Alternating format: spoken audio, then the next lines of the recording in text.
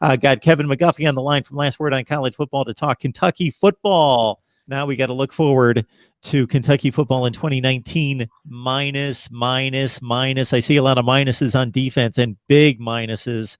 How are those guys, all that we saw at the NFL Combine over the weekend, going to be replaced?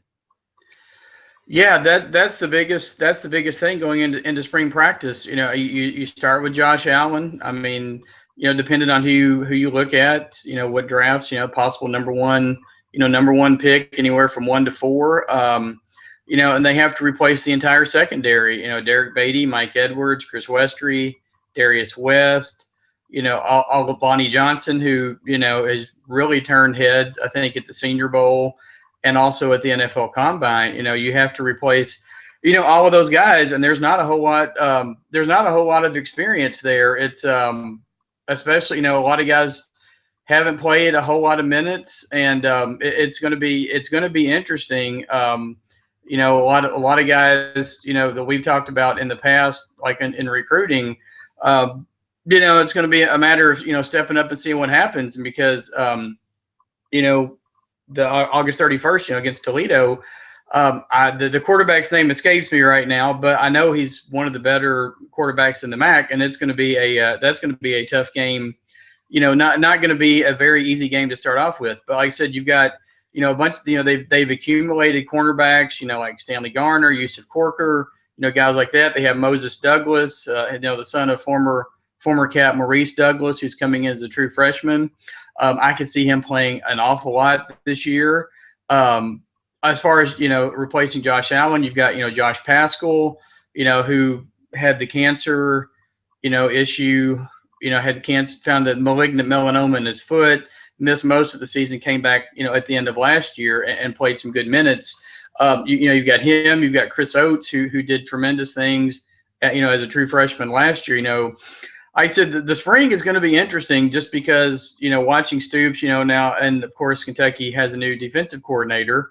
Matt House, after some back and forth, ended up taking a job as a linebackers coach with the Kansas City Chiefs. So they promoted Brad White, who was the inside linebackers coach, to the defensive coordinator. He spent 6 years with the Indianapolis Colts before he came to Kentucky. And then they brought in John Summerall, who's a former Cat, from the early and mid 2000s, who had just been like 1 year or 2 years at Ole Miss, and basically taking Brad White's job.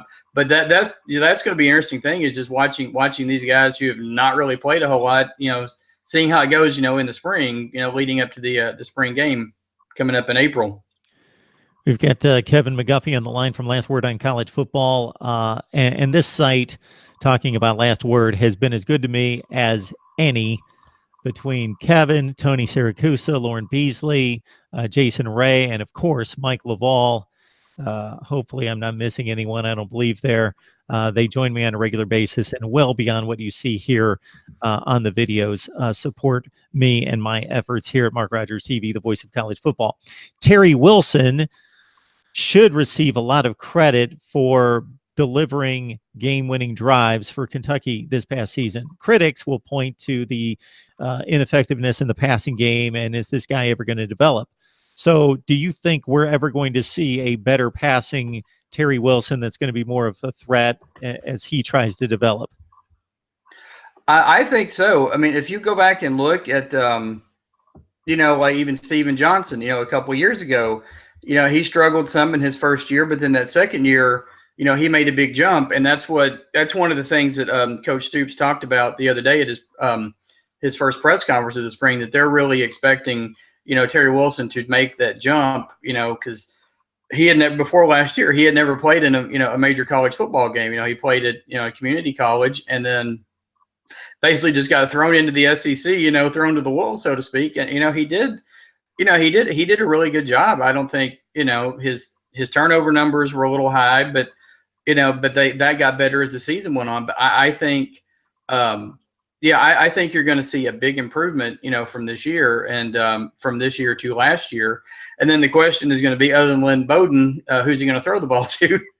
So it's kind of the same situation as with the secondary guys. There's a lot of young guys, Josh Ali, Kevon Thomas, Ahmad Walker, Wagner, excuse me. Guys that played limited minutes. Taven Richardson was a guy they were expecting to get a lot of minutes this fall, and he decided to transfer out of the program. So, but it's the same thing. That's one of the big things.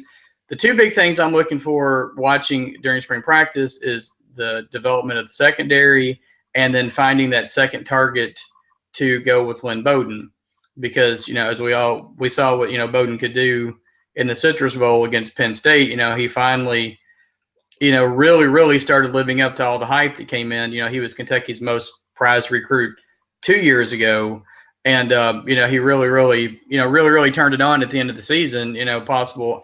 I think he should probably be in the mix, possible All SEC. Preseason. But like I said, those are the two things that they're really going to be watching. And then, of course, another is replacing Benny Snell. But the Cats, that's one place the Cats are really well stocked. AJ Rose, who split time with Snell last year. And then you got two other guys, Cavassier Smoke and Chris Rodriguez. And then another name to watch is a Travis Tisdale, who's a incoming freshman who's really highly touted out of Georgia. So, they're well stocked in the running game. It's just a matter of, like I said, finding that complement to Bowden is the biggest thing on offense.